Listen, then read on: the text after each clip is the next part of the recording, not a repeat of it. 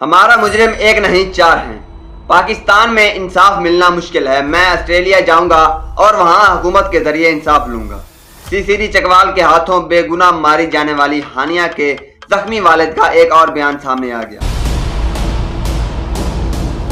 راولپنڈی کے بے نظیر بھٹو ہسپتال میں زیر علاج آسٹریلیا کے شہری عدیل احمد نے پولیس تفتیش پر عدم اعتماد کا اظہار کرتے ہوئے کہا ہے کہ وہ اپنی فیملی کے ساتھ 10 جون کو حج کی سعادت حاصل کر کے پاکستان لوٹے۔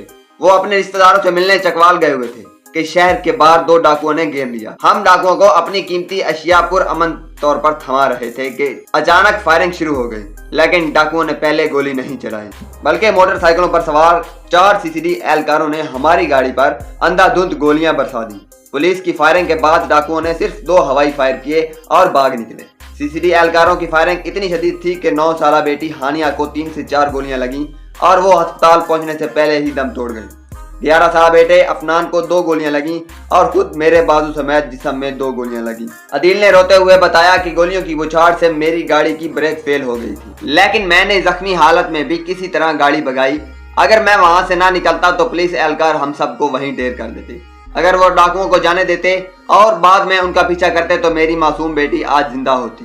عدیل احمد نے حکومت پاکستان اور مقامی بیوروکریسی کے رویے پر شدید دکھ کا اظہار کرتے ہوئے الزام لگایا کہ چکوال پولیس اپنے پیٹی بھائیوں یعنی CCD اہلکاروں کو بچانے کے لیے کیس کو خراب کرنے اور حقائق چھپانے کی کوشش کر رہی ہے۔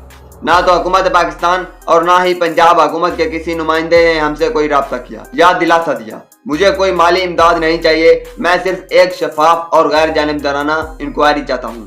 آسٹریلوی ہائی کمیشن کے حکام نے اسپتال میں مجھ سے ملاقات کی اور وہ دوبارہ بھی آئیں گے۔